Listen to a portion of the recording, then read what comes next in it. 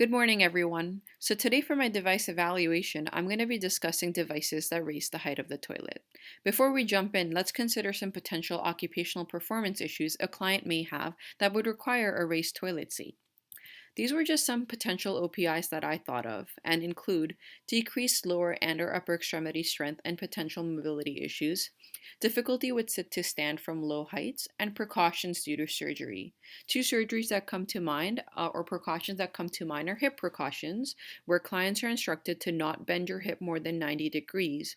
So for example, when you're sitting, your knee should be not raised above the level of your hip, and sternal precautions where the clients are not instructed not to push or pull, and this is important to consider especially if the client is trying to push up using rails or armrests to stand.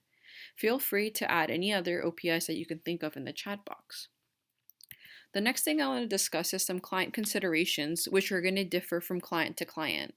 These considerations can include the client's OPIs and weight, the size, the height, the shape of the client's toilet, the physical space available in the bathroom, if the bathroom is shared, the client's budget, if there's a need for grab rails, and then two of the most important considerations would be measuring the distance from the floor to the toilet, and then with the client seated, measuring the distance from the floor to the popliteal fossa, which is just the back of your knee. These measurements are important to consider when recommending a device to a client who has hip precautions.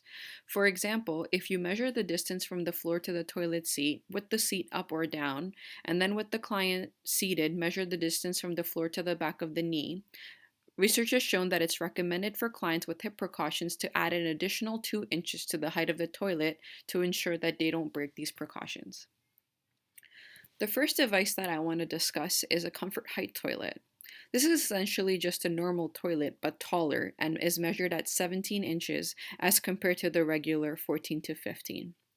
The cost of this device ranges from $120 to $150, and some luxury models can be more expensive. The installation would look similar to the installation of a regular toilet, and you would hire a plumber to do that.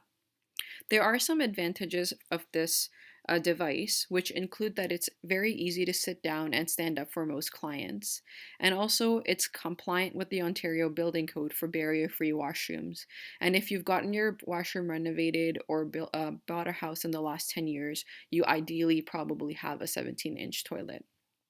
However, there are some disadvantages.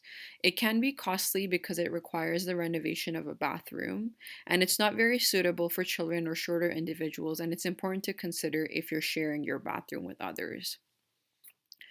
The second device that I want to talk about is the raised toilet seat. This device can be purchased in different heights and can add between 2 to 6 inches extra on top of the height of the toilet. The cost of ranges between $20 and $80 depending on the model, and the installation is very easy and can be done either by screwing the sides or a lock in the front. There are a lot of advantages for this raised toilet seat, and they include that it's portable, so you can move it from washroom to washroom. It can be easily installed, and it's very cheap. And it comes in different heights and many different features, including the option of armrest.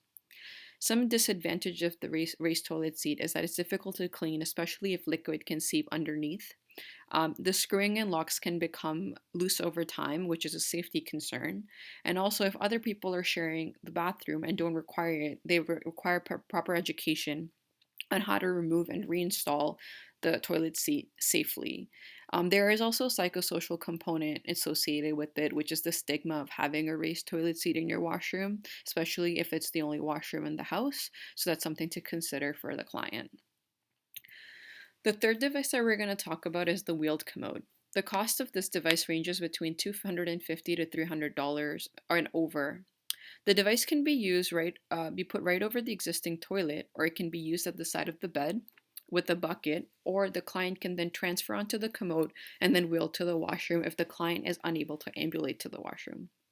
The installation is easy and tool-free, and the height can be adjusted as needed.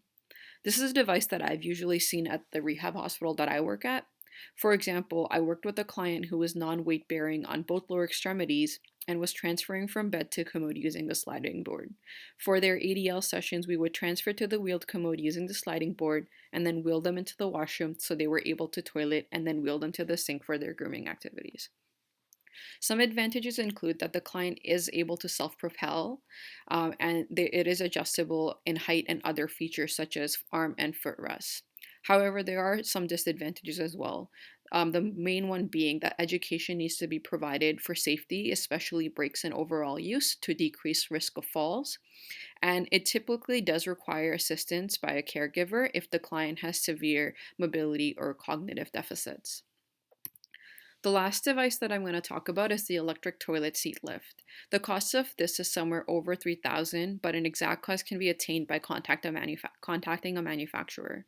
This device allows from the client to go from sitting to standing with the touch of a button. The installation instructions are included in the manual provided and includes three parts that need to be assembled. The height can be adjusted as per the client's desire. There are some advantages which include that it's very easy to stand up from this device and it's customizable with additions such as lumbar support, a bidet add-on, and more. However, the disadvantages are that it's very costly and different parts of the machinery may require maintenance and service over time. The last thing I want to mention is that for all the devices mentioned, there is an option of also installing grab rails around the toilet.